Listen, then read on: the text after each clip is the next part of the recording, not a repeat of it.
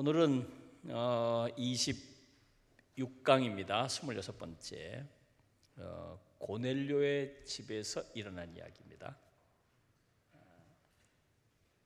지난 시간에 말씀을 드린 것처럼 예수님께서 예루살렘과 온 유대와 사마리아와 땅끝까지 나의 증인이 되리라 말씀하시고 사도들에게 이것을 사명으로 주셨습니다.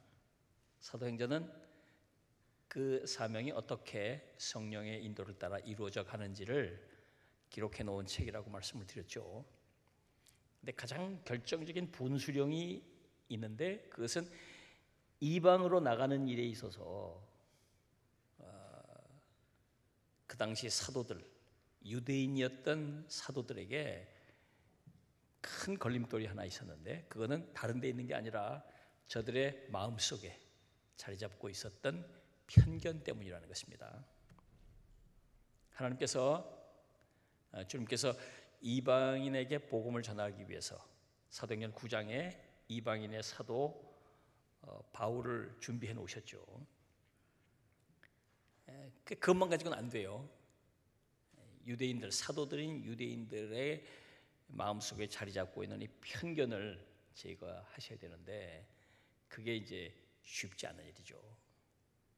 그래서 지금 아주 고넬료의 집에 놀라운 사건을 하나님께서 주님께서 준비하셔서 고넬료의 집에서 일어나는 이 사건으로 인해서 편견의 대부분이 지금 이제 척결되는, 청산되는 그런 사건이 오늘 이제 기록되어 있고 설명되고 있습니다.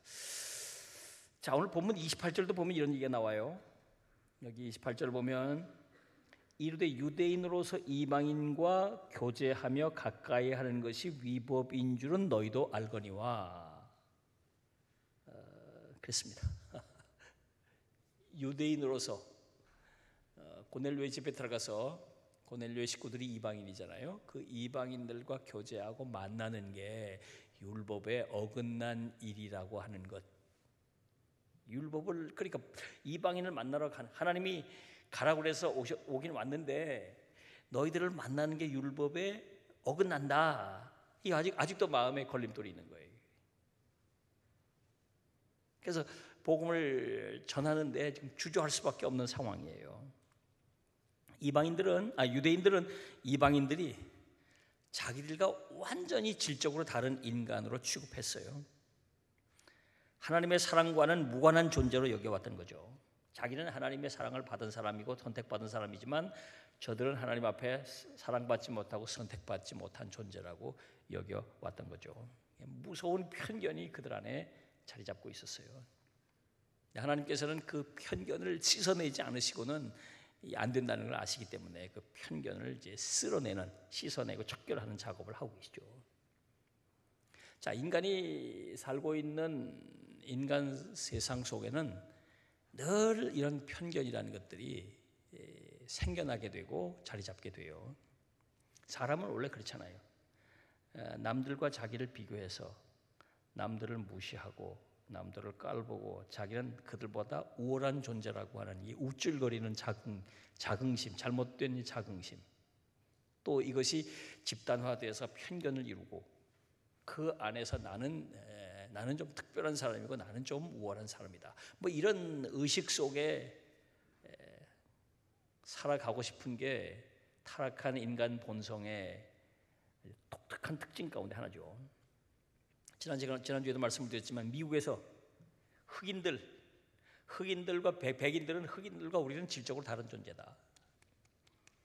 그런 생각을 해왔고 그게 이제 아브라함 링컨 시절에 무너졌죠. 댐이 무너졌지만 여전히 그 잔재가 남았잖아요. 지금도 여전히 남아있어요.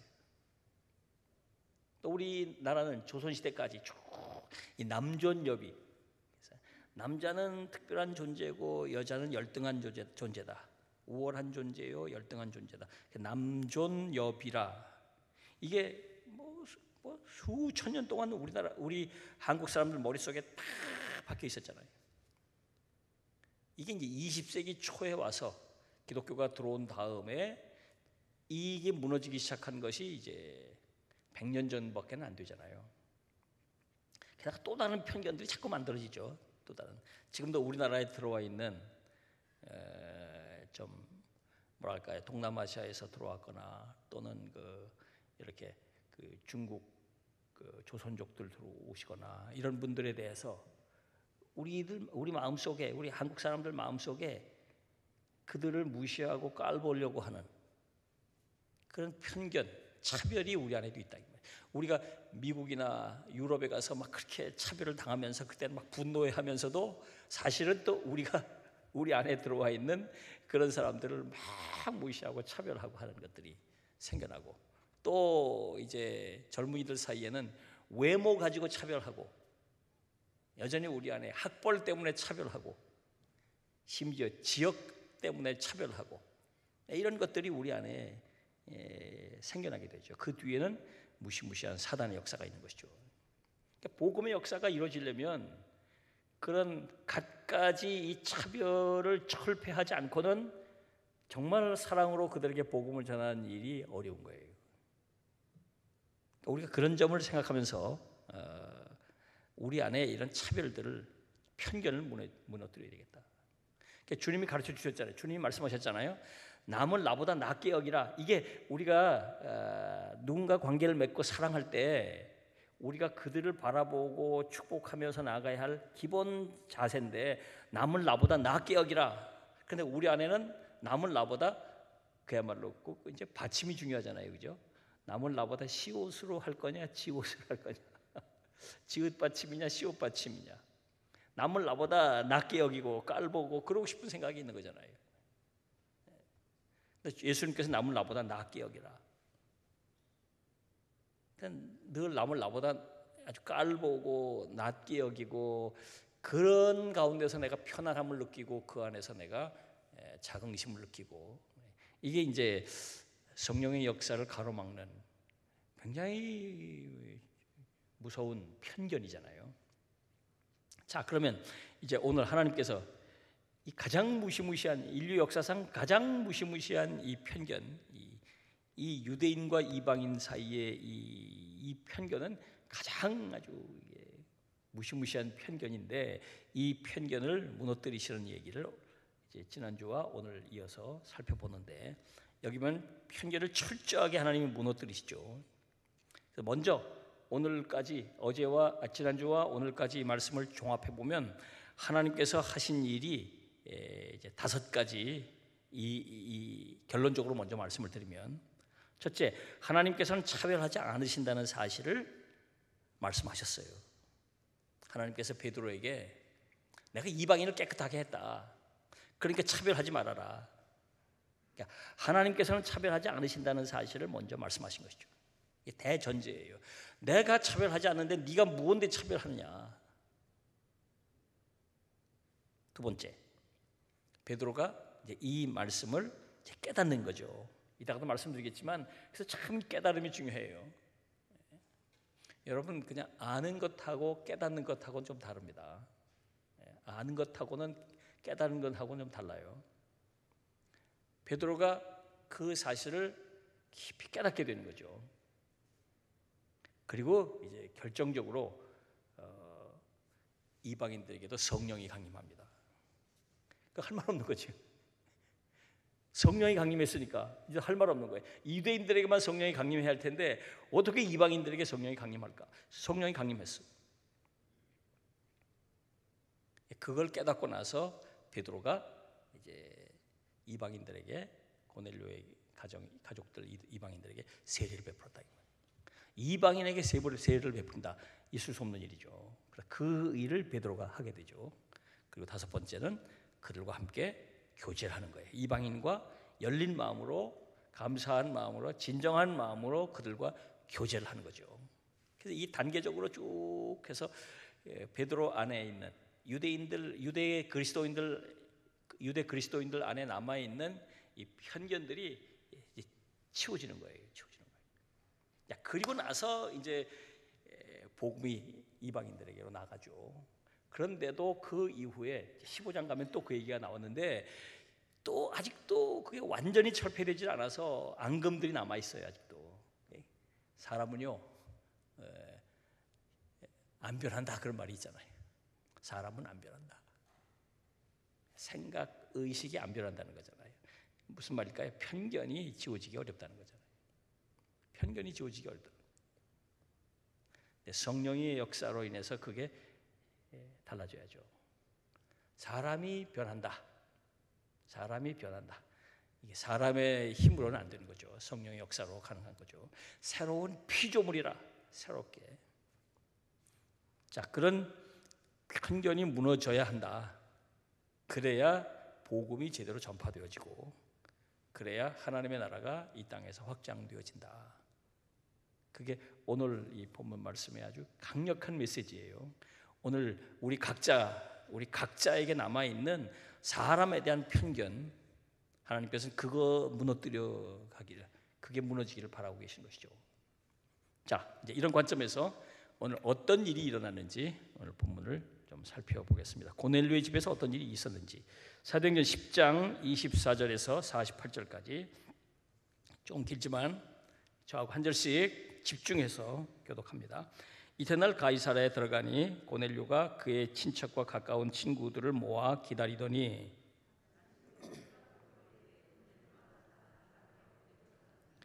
베드로가 일으켜 이르되 일어서라, 나도 사람이라 하고 이르되 유대인으로서 이방인과 교제하며 가까이 하는 것이 위법인 줄을 너희도 알거니와 하나님께서 내게 지시하사 아무도 속되다 하거나 깨끗하지 않다 하지 말라 하시기로.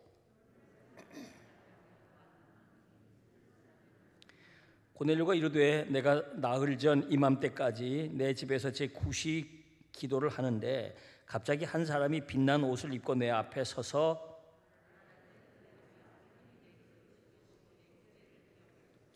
사람을 요바에 보내어 베드로라 하는 시몬을 청하라. 그가 바닷가 모두장이 시몬의 집에 유숙하느니라 하시기로.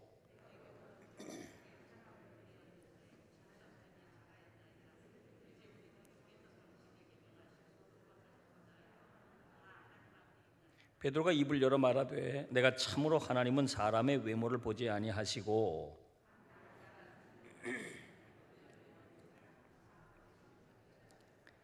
만유의 주 되신 예수 그리스도로 말미암아 화평의 복음을 전하사 이스라엘 자손들에게 보낸 말씀,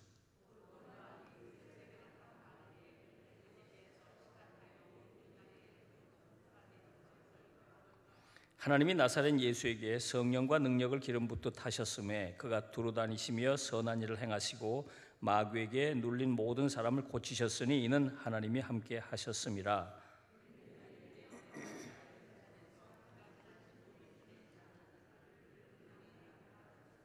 하나님이 사흘 만에 다시 살리사 나타내시되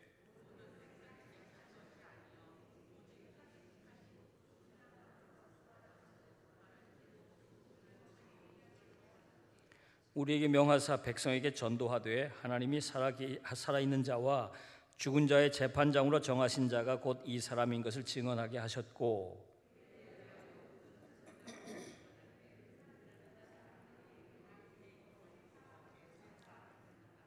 베드로가 이 말을 할 때 성령이 말씀 듣는 모든 사람에게 내려오시니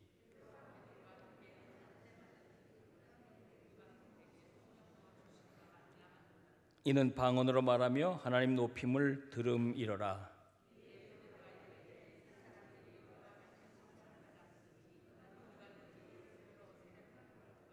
다 같이 명하여 예수 그리스도의 이름으로 세례를 베풀라 하니라. 그들이 베드로에게 며칠 더 머물기를 청하니라. 아멘. 이제 이 이야기 속으로 좀 들어가 보죠. 우선 베드로에게 일어난 일, 하나님께서 베드로에게 일으키신 역사가 무엇인가? 유대인의 편견을 깨트리시기 위해 베드로에게 놀라운 역사를 일으키셨죠. 첫째로 환상의 의미를 깨닫게 하셨습니다. 지난 시간에 우리가 하나님께서 베드로에게 환상을 보여주셨다 말씀드렸죠. 살폈죠. 베드로가 그 말씀의 의미를 이제 깨닫게 된 거죠. 그래서 주님의 말씀에 순종해서 고넬료의 집으로 간 것입니다. 11장 12절을 보면 이렇게 되어 있죠. 성령이 내게 명하사 아무 의심도 말고 함께 가라 하심에 이 6 형제도 나와 함께 가서 그 사람의 집에 들어가니. 그러니까 고넬료가 보낸 3사람, 고넬료가 가이사라에서 요빠 무두장이 집에 머물고 있던 베드로에게 고넬료가 3사람을 보냈죠. 그래서 이야기를 청하고 이야기를 하니까 베드로가 이제 그 사람을 따라서 가이사라로 갔는데, 그때 베드로 혼자 간 게 아니라 6사람, 유대인 형제 6사람, 아마 예수님의 제자들 또는 초대 예루살렘 교회 교인들, 베드로를 돕던 사역자들, 그들일 거예요. 이들은 전부 다 유대인이니까. 그러니까 베드로와 포함하면 유대인 형제 6도 나와 함께 갔다 그러니까 7사람이 간 거죠. 유대 그리스도인들 7사람이 가이사라 고넬료의 집으로 간 거예요. 자, 고넬료의 집에 가서 이제 29절, 부름을 사양하지 아니하고 왔노라 묻노니 무슨 일로 나를 불렀느냐. 하나님께서 보내셨으니까 왜 나를 불렀느냐, 찾았느냐 물었죠. 근데 사실상 직급으로는 비교가 안 되는 사람이죠. 고넬료는 로마의 아주 고위직 관리고, 베드로는 식민지 통치를 받는 식민지 지역의 평범한 일반인이기 때문에 이게 뭐 굉장한 차이가 있는 거죠. 이제 베드로가 고넬료에 하는 말을 잘 들었어요. 베드로가 뭘 깨달았을까요? 하나님께서 고넬료에게 임하셨고 하나님께서 고넬료에게 말씀하셨다는 사실을 저가 듣게 되는 거예요. 베드로가 고넬료의 말을 듣고 난 다음에 하나님의 뜻을 깨닫게 되죠. 34절 35절 34, 35절 보면 베드로가 입을 열어 말하되 내가 참으로 하나님은 사람의 외모를 보지 아니하시고 각 나라 중 하나님을 경외하며 의를 행하는 사람은 다 받으시는 줄을 깨달았도다. 그래서 깨달았도다. 깨닫는다는 말이 나오죠. 깨닫는다는 말. 여러분, 아까도 말씀드렸죠. 우리가 무엇을 공부해서 아는 것과 내가 몰랐었는데 하나님의 말씀을 통해서 깨닫는 것은 차원이 달라요. 깨닫는다.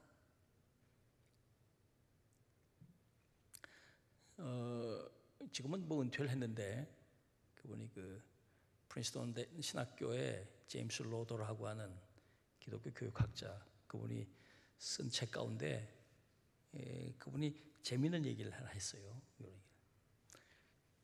우리가 성령의 감동을 따라 하나님의 말씀을 읽다 보면 어느 순간에 나도 모르는 사이에 이런 탄성을 지를 때가 온다는 거예요. 그럴 때가 있다는 거예요. 그걸 그 사람이 아하 익스피리언스라는 말을 썼어요. 하는 그런 경험을 할 때가 있다는 거예요. 그렇구나. 이 깨달음이 온다는 거예요. 깨달음이 온다는 거예요. 나 혼자 아무리 공부해서 되는 일이 아니고 기도하는 가운데 성령이 충만한 가운데 하나님의 말씀을 읽고 묵상하다가 그냥 막 반짝하고 이렇게 내 안에 반짝하는 이런 어떤 그런 순간이 있다는 거예요. 그렇구나. 이게 아하 익스피리언스라는 말을 썼어요. 그분이 교육학자로서 특별히 성령의 역사를 강조하는 분인데요. 아하 익스피리언스. 이렇게 깨닫는다는 거죠. 그렇구나. 우리가 이런 경험을 많이 하죠. 설교를 듣다가 성경을 묵상하다가 또 하나님 앞에 간절히 기도하다가 눈이 확 열리고 막 번쩍하고 말이죠. 이 깨달음이에요. 이건 공부해서 되는 일, 내가 노력해서 되는 일이 아니라 성령이 내게 확 깨닫게 해주시는 건데, 베드로가 그 순간에 깨달았다는 거예요. 깨달았다는 거예요. 사람이, 하나님께서는 그 사람의 외모를 보지 않으시는구나. 사람의 외모, 여기서 말하는 외모라고 하는 것은 겉모양만 말하는 게 아니죠. 겉사람 전체를 말하는 것이죠. 겉사람. 그 사람이 가지고 있는 뭐 외모를 비롯해서 뭐 학벌, 뭐 조건, 뭐 인종, 이 모든 걸 다 포함해서 그게 이제 겉사람의 부분인데, 하나님은 그것으로 사람을 판단하는 게 하시지 않는구나. 외모를 보시지 않는구나. 이걸 깨달았다는 거예요. 드디어 이걸 베드로가 이제 이런 세계의 눈이 확 열린 거죠. 하나님 앞에서는 유대인, 이방인, 또 많이 배운 사람, 못 배운 사람, 뭐 키가 큰 사람, 작은 사람, 남자, 여자, 뭐 갈릴리 사람, 유대 출신 사람, 뭐 이런 이 모든 이런 것들을 하나님께서는 그런 건 개의치 않으시는구나. 그런 걸 별로 중요하게 여기지는 않으시는구나. 이걸 깨달았다는 거예요. 사람은 그걸 굉장히 중요하게 여기잖아요. 사람은 그걸 중요하게 여기잖아요. 하나님은 그걸 개의치 않으시는구나. 그리고 각 나라 중에 하나님을 경외하며 의를 행하는 사람은 다 받으시는 줄을 깨달았다. 하나님을 경외하고 의를 행한다. 뭐예요? 속 사람이 예수 믿고 속 사람이 변한 사람. 그 사람은 다 동등하게 받으시는구나. 이걸 알았다는 거예요. 겉사람을 보지 않아요. 베드로는 물론 겉사람, 속사람 얘기하지 않았어요. 그러나 바울은 사람을 겉사람, 속사람으로 이렇게 나눴는데, 외모를 보지 않는다는 말은 겉사람이란, 바울적 용어로는 겉사람이라는 말이에요.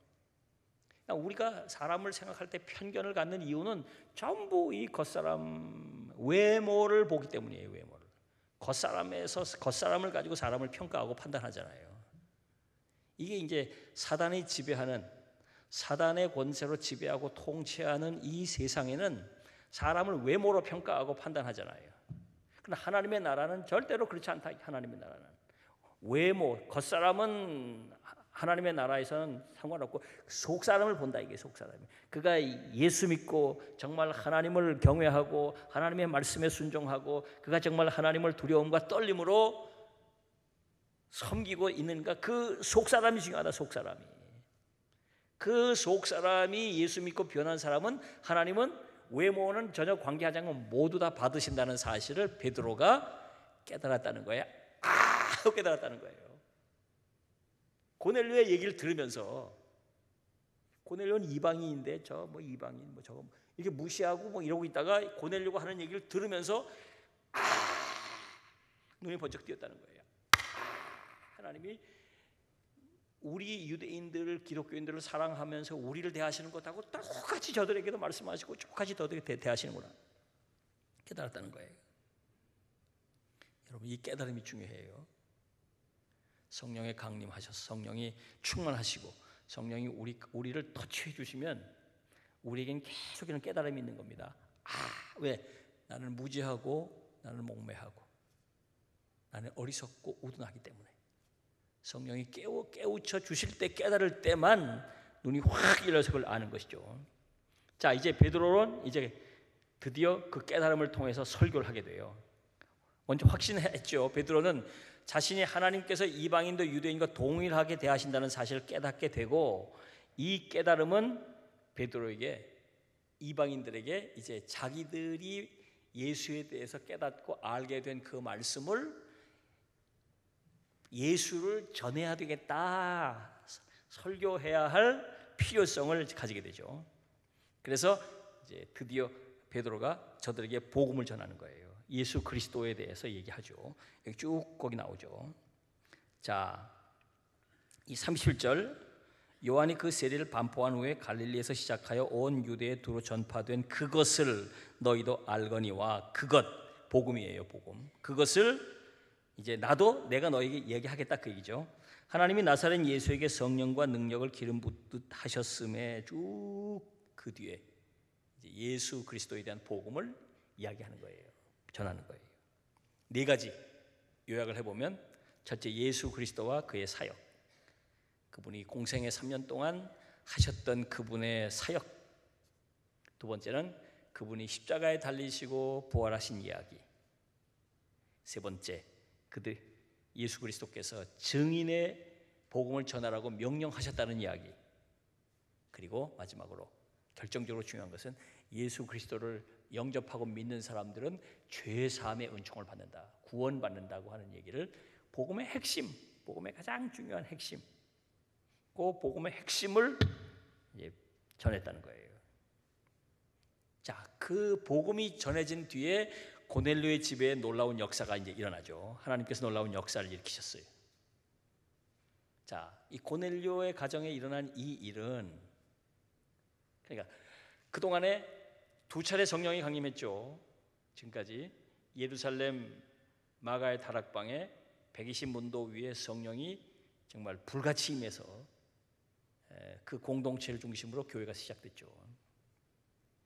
그리고 사도행전 7장, 우리가 8장 여기 쭉 박해가 스데반이 순교한 뒤에 그 빌립이 이제 사마리아로 가서 복음을 전했는데, 거기 사마리아 사람들이 예수 믿게 되고 베드로와 요한이 가서 그들에게 집회하고 그들에게 말씀을 전하고 그들을 위해서 안수할 때 거기 성령이 강림했다 이거예요. 그러니까 예루살렘의 유대인들, 유대 기독교인들에게, 그리스도인들에게 성령이 강림했고 사마리아인들에게 성령이 강림한 것, 두 차례 강림이 있었는데, 이제 고넬료의 이방인의 집에, 고넬료의 집에도 베드로가 말씀을 전할 때 그들에게도 성령이 강림하셨다는 거예요.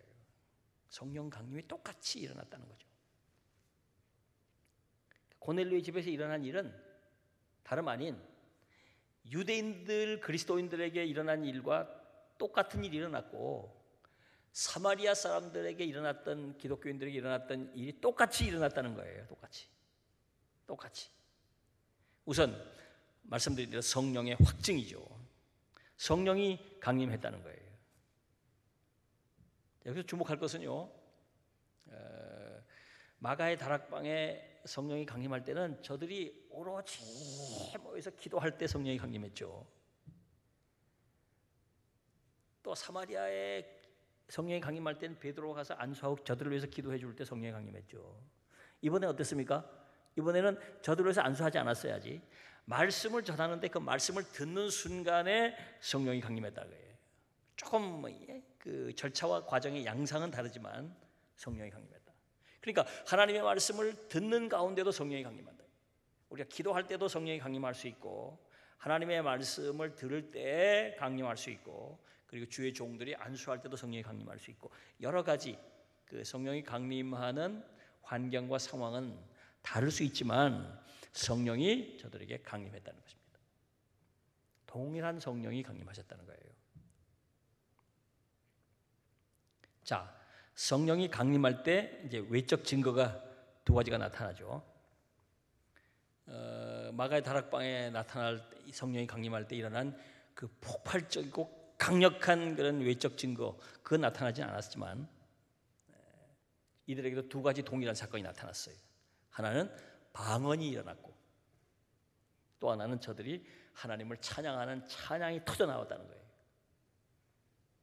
양상은 조금 다르지만 성령이 강림했을 때 성령이 강림했다고 하는 사실을 성령 받은 사람도 알고 그를 지켜본 사람도 아는 증거가 나타났다는 말입니다. 변화의 증거가 나타났다는 것입니다. 여러분, 성령 강림이 우리 가운데 임하게 되고 성령이 충만하면 외적인 증거가 나타나도록 돼 있어요. 그 사람의 말이 달라지고 행동이 달라지고 표현이 달라지고 심령이 달라지고 심지어 그 표정까지 달라지고 변화가 일어난다. 성령 강림이 일어나고 나면. 그리고 베드로가 성령 강림을 확증했죠. 하나님께서 이제 성령 강림 이후에 베드로가 그걸 보고 성령이 이렇게 강림하셨구나, 이것을 확증했다는 거예요. 자, 11장 15절을 보면 베드로가 이제 예루살렘 교회로 돌아와서, 이제 다음 시간에 우리가 살피겠습니다만은 이 사건을 예루살렘 교회로 돌아와서 예루살렘 교인들에게 이 이야기를 나누는 거죠. 그래서 자기 7사람만이 아니라 예루살렘 교회에 있는 유대인 기독교인들도 이 편견을 제거해 주려고 하는 생각을 가지고 와서 보고를 할 때 뭐라고 얘기했냐면 11장 15절 내가 말을 시작할 때 성령이 그들에게 임하시기를 처음 우리에게 하신 것과 같이 하는지라. 이게 중요해요. 처음 우리에게 하셨다. 무슨 말일까요? 마가의 다락방에서 성령이 강림해서 자기들이 성령 받은 체험을 한 것을 거기 있는 사람이 다 체험을 했는데 고넬료의 집에도 똑같이 일어났다는 거예요. 그때가 똑같이. 그러니까 하나님께서 성령을 우리에게 보내신 것처럼 저들에게 똑같이 보내셨다. 무슨 말일까요? 하나님은 우리와 그들을 차별하지 않으셨다는 것이죠. 이게 중요해요. 차별하지 않으셨다. 우리가 가지고 있는 차별하는 마음은 우리의 편견일 뿐이라는 거죠. 그래서 편견이 무너지게 되는 거예요.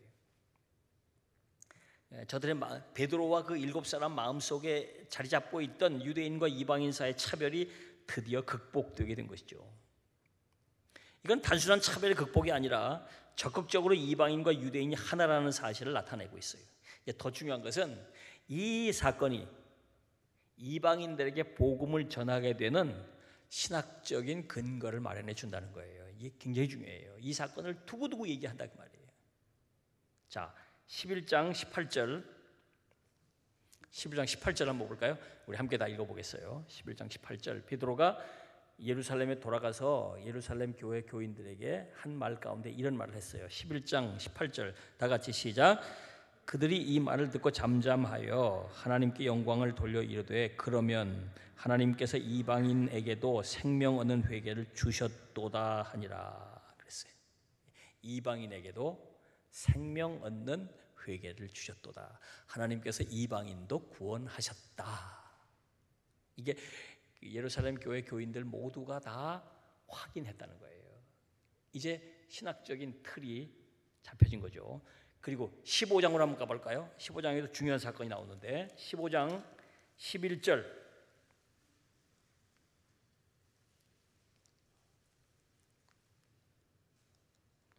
베드로가 일어나서 한 말이에요. 베드로가 11절 다 같이 시작. 그러나 우리는 그들이 우리와 동일하게 주 예수의 은혜로 구원받는 줄을 믿노라 하니라 그랬어요. 이방인들도 우리와 동일하게 예수 믿고 구원받는다라고 하는 걸 선포했다. 이게 신학적으로 정립이 딱 된 거예요. 이제 그 출발점이 어디예요? 고넬료 집의 사건이에요. 이 체험이에요. 이 사건이에요. 그러니까 이 굉장히 중요하고 굉장히 놀라운 사건이죠.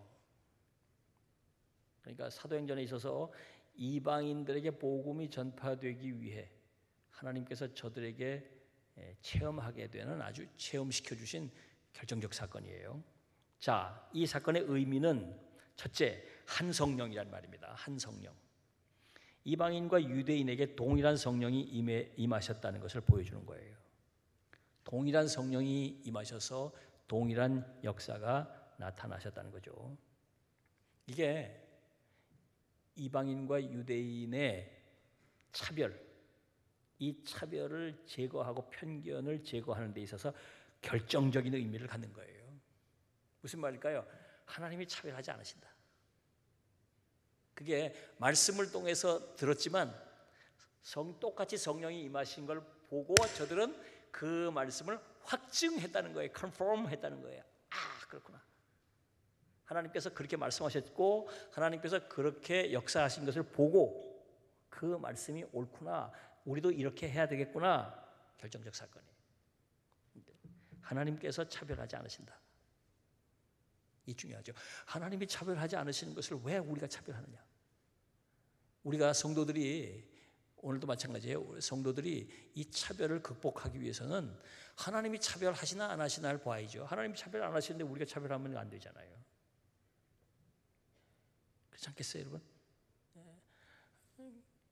하나님께서 다문화 가정의 사람들과 우리들을 하나님이 차별하십니까?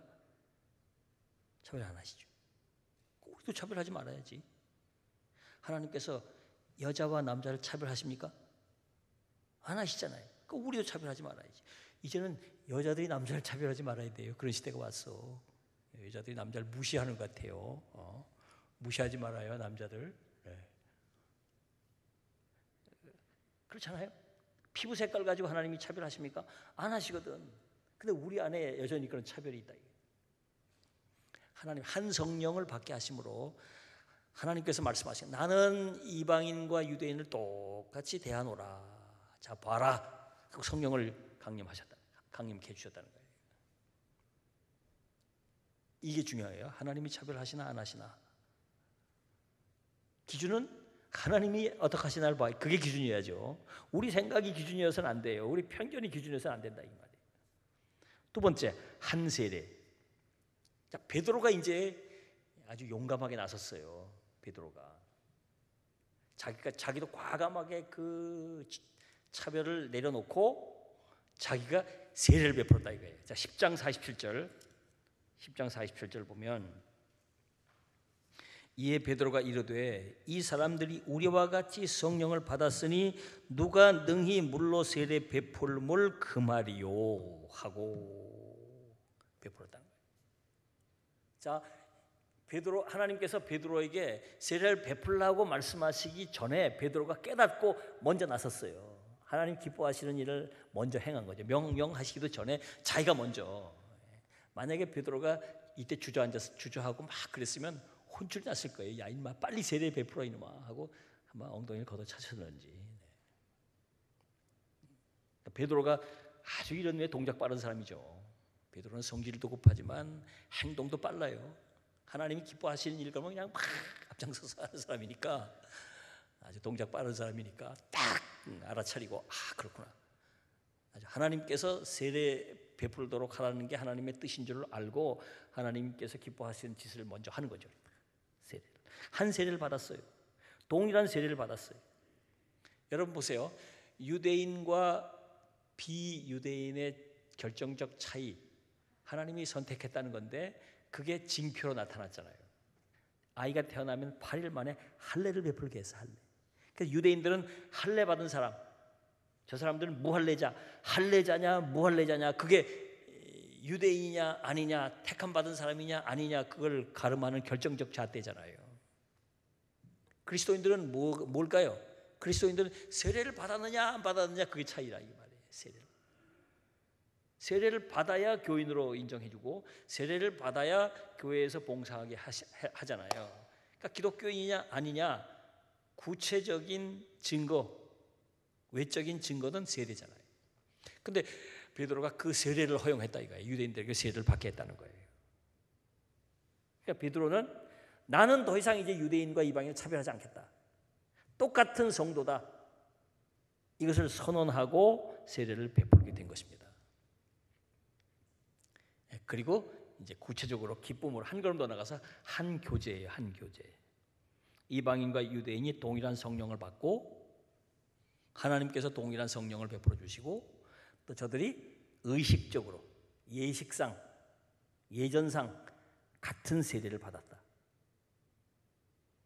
그리고 이제 저들이 함께 교제를 나누는 거예요. 함께 먹고 지내면서 하나임을 구체적으로 누리는 것입니다.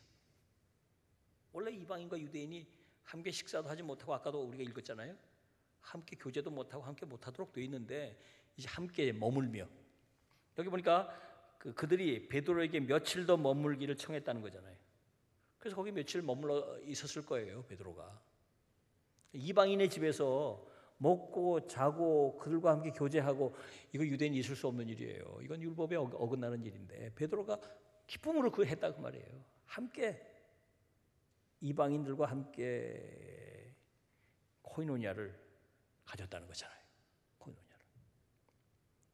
자, 이게 차별이 이렇게 해서 철폐되는 거예요. 차별이. 그리고 편견이 이렇게 무너져 내리는 것입니다. 여러분, 우리가 다른 사람들을 바라볼 때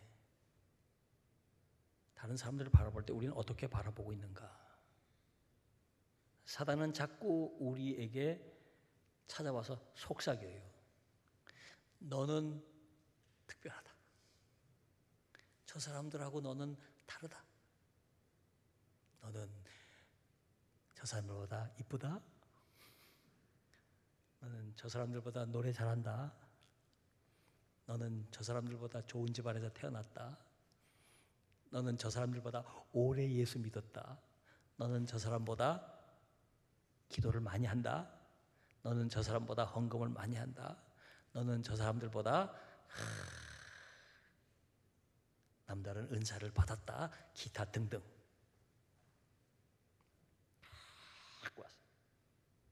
남들을 룩다운, 무시하게 보게 만들고 남들을, 그리고 그 안에서 내가 우월감 속에 내가 편안함을 느껴요. 그런데 내가 남보다 열등하다고 느끼면 그 안에 자존심 상해가지고 막 그것 때문에 힘들어하고 그것 때문에 막 위축되고 막 그러죠. 사단이 그 짓을 하는 거예요. 사단이 조금 나은 모습 자꾸 부추겨서 교만하게 만들고, 조금 뭐 열등한 모습을 자꾸 강조해가지고 막 짓눌리게만, 자존감이 낮아가지고 말이지 이렇게 살게 만들고. 사단이 그 짓을 한다니까요. 성령이 우리 가운데 역사하시면 성령은 우리를 다른 사람을 바라보게 할 때 나보다 낫게 여기게 자꾸 축복하는 마음으로 남들을 바라보게 하고, 내 자신을 바라볼 때 나는 부족하고 연약하지만 하나님께서 나를 용납해 주시고 용서해 주시고 사랑해 주시고 축복하시고, 하나님이 나를 귀하게 여기시고 나는 하나님의 자녀라는 자긍심을 하나님 앞에서 갖게 만들어요. 그래서 우리의 영적으로 우리를 건강하게 우리를 세워줘요. 사단은 자꾸 우리를 아주 이상한 존재로 만들어가요. 우리의 불행은 다 거기서 오는 거예요. 우리의 불행은 거기서 와요. 여유가 있고 성령 충만한 사람은 남을 진심으로 축복해 줍니다. 이렇게. 그러면서도 나도 행복해요. 그러나 세상 사람들은 남을 깔보고 무시하고 자기들끼리 모여서 누구 하나 다 메뉴로 삼죠. 도마 위에다 올려놓고 칼 하나씩 들고 막 찌르고 모여가지고, 브런치 모여가지고 여자분들이 모여서 수다 떨고 그 짓을 하고, 남자들끼리 모여가지고 그냥 술집에 모여서 한 잔씩 하면서 누구 막 같이 이렇게 거기서 그 안에서 위안을 찾고, 그 안에서 말이죠 자기들 열등감을 해소하고, 그 안에서 막 그게 이게 사탄이 지배하는 이 세상에서 일어나는 아주 보편적이고, 이거 계속 이런 일들이 일어나고 있잖아요. 성령이 우리 가운데 임하시게 되면 성령은 바꿔놓으시는 거예요. 서로를 높여주고 축복해주고, 서로 위해서 중보기도 하고, 함께 더불어 남을 나보다 낫게 여기고, 이러면서 그게 이제 건강한 믿음의 공동체예요. 그러니까 교회 안에도 이게 이제 성령의 역사가 아니라 사단이 스며들어와서 이 악한 영들이 지배하는 교회들 들어와 보면 교회 안에도 시기, 질투 뭐 이런 것들이 막 생겨나요. 그게 이제 문제가 되는 거지. 그런 교회들은 성령이 역사하는 교회가 아니고, 그런 교회들은 사단이 주도하는 교회가 되어버리는 거예요. 그래서 교회마다 갈등이 생기고 막 재판을 하고 말이죠. 그래서 물어뜯고 헐뜯고 욕하고 막 분열되고 막 이런 일들이 일어나는 건요, 사단에게 그 심령이 사로잡혔기 때문에 그래요. 여러분, 동일한 하나님께서 우리 모두에게 동일하게 역사하신다는 사실을 바라보고 인정할 수 있어야 돼요. 할렐루야. 이게 중요해요. 그리고 우리 모두가 동일한 세례를 받아서 그리스도의 몸의 한 지체임을 깨닫고 서로를 귀히 여기고 서로를 존중해 줄 수 있어야 돼요. 남을 무시하거나 남을 나보다 깔보고 낮게 여겨가지고 자꾸 조롱하고 비난하고 그들 문제를 지적하고 막 이런 안에서 쾌감을 느끼고, 이거는 하나님 기뻐하시는 쾌감이 아니에요. 이건 아주 사단이 우리를, 그리고 이제 더욱 적극적으로 교제하며 하나임을 드러내야 한다. 우리는 하나다. 그리스도 안에 우리는 하나다. 이게 이제 건강한 교회고 교회다운 교회의 모습이에요. 이런 교회를 이루어가야 한다. 이런 교회를. 그러기 위해서는 우리 한 사람 한 사람 생각 안에 편견이 제거되어야 돼요. 편견이 제거되어야 되고, 정말 그리스도의 눈으로 서로를 바라보고 서로를 정말 축복해주고 그럴 수 있어야 되는데 사단이 지배하는 곳엔 그게 무너지죠. 그래서 우리 안에 오늘 이 말씀을 여러분이 들으면서 우리 안에 남아있는 사람에 대한 편견, 이 편견들이 다 제거되기를 주의 이름으로 축원합니다. 서로 정말 사랑하고 베드로를 통해서 이 유대인과 이방인 사이에 장벽이 철폐되고 하나를 이루었던 것처럼 우리 교회 안에 그리고 앞으로 우리가 펼쳐나갈 하나님의 나라 사역 가운데 그런 차별들이 철폐되고 진정한 하나의 역사가 일어나기를 주의 이름으로 축원합니다. 우리 기도하겠습니다.